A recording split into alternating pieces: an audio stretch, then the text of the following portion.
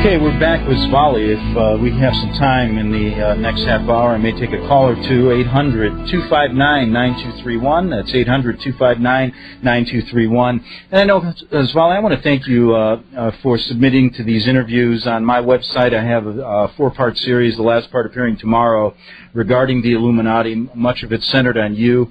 Some of it centered on things I learned years ago.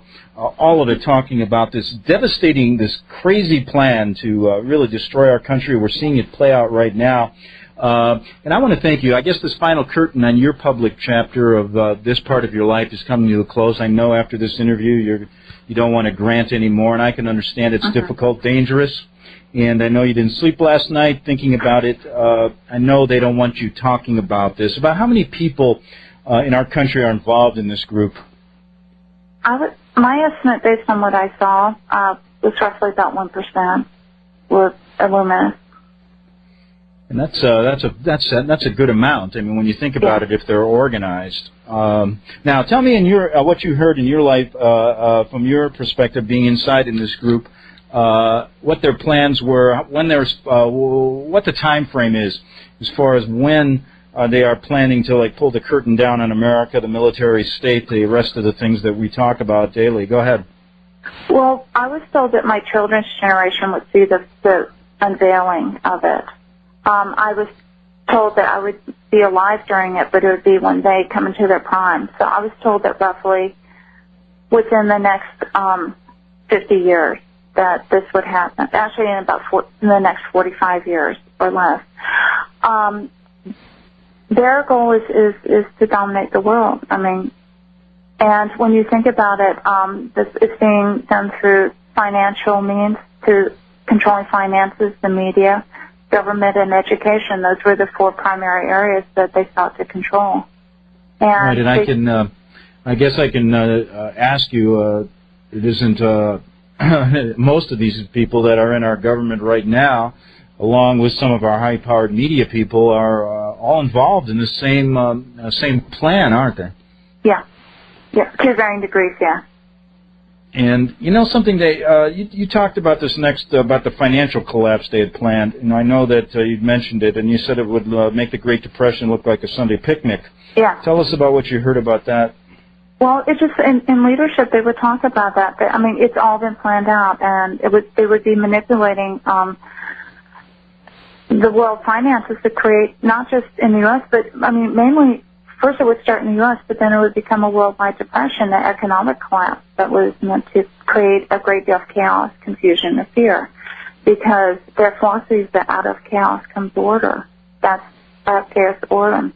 And so they would do it through finances, because they know that if people feel that they're losing their money, they'll panic. And as a result of the depression or the financial collapse, then what was going to occur next would be, I was told, mass riots, looting, people, panicking because they didn't have enough money to live on, and then things would, crime and violence would increase too, and then the military would step in. The government would then bring in military control and enact all kinds of rulings for crowd control, and at that point, soon thereafter, it would just become open. Now you lived this. You worked in it. You were part of it from birth. You were brainwashed basically to believe that you were doing something good for the world. Oh yeah.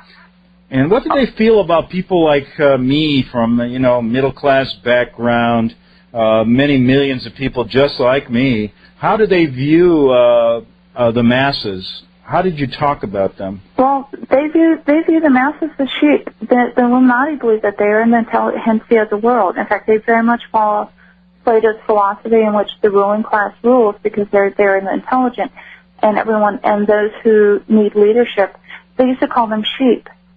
And so they would say that your average person is an unintelligent sheep who wouldn't know how to lead themselves, even if they had the opportunity. And so they believe that by stepping in and taking rule, that they're doing a good thing, that they're actually encouraging a better world. Now, I believe differently. I don't think it would be a better world. At one time I did, but now I realize that I was deceived. Now, you basically left about 10 years ago. Yes.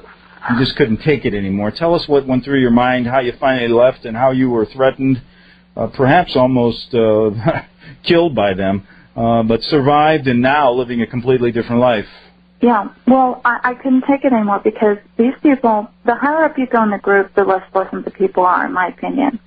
At least at the lower levels, people aren't happy about being in it, but they're doing their job because, at least to some degree, they believe that they're doing a good thing. But as you rise through the ranks, you realize that these people aren't doing it because they believe in any kind of a betterment of the world, but they're laughing because they have wealth, they have power, and they want it, and they're holding on to it. And I bet even these mid-level, if a lot of these mid-level people would leave like you, perhaps they wouldn't have as big a stranglehold as they have on most every element of our society now. It's incredible, down to, even these peace groups, have been infiltrated by people that, it's just absurd. I'm just watching my country, and I wake up every day wondering, my God, is there really a hope? I guess a lot of these mid-level people don't leave because of the money, correct? Because of the money, because of the power. Everyone has a hook, and they know that. And so there's different things that hold people. For a lot of people, it's because everyone in their entire family's in it. Is to leave the group, you're giving up your money, you're giving up your family, your mother, your brothers, your sisters, your aunts, your uncles, your cousins, your best friends. All of my best friends were in it, too. I was literally surrounded by people who. You come from a multimillionaire family, correct? Yes, yeah. But I do want to address that now. I believe there is hope, though. I'm a strong Christian, and I believe that there is hope through Christ that's greater than any power of the Illuminati or any of their goals for our world. And I do know that. I believe that in the end, if a person has a strong faith in Christ, that it can overcome, because these people are very, very, very evil. And I believe, though, that God is greater than their evil, even though, they would argue that if you talk to them. Yeah, and just look at what we're seeing now. And the reason, folks, that this is important is that we're talking to somebody involved in it, that lived it, that actually lived a daily life, had children, went to work, and then got herself involved through birth into this group who felt, they want to basically control us. Now, one of the things that I find interesting is that the involvement here, most people just, they view it kind of like a TV show. They really don't believe it.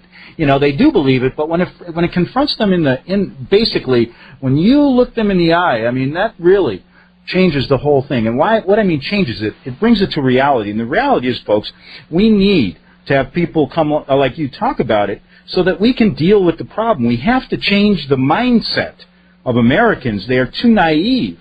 Listen, Europeans know this. The Italian people that I live with aren't as naive as my American friends. They have to understand these people are killers. Yeah. Yeah. And let me just on that note come back, and I believe we're taking a break right now. Did I hear some music? No. Yeah, I did. I was hearing things. But we'll be back in 3 minutes, Vali, and I know I want to listen to some more of this on the Genesis Communication Radio Network.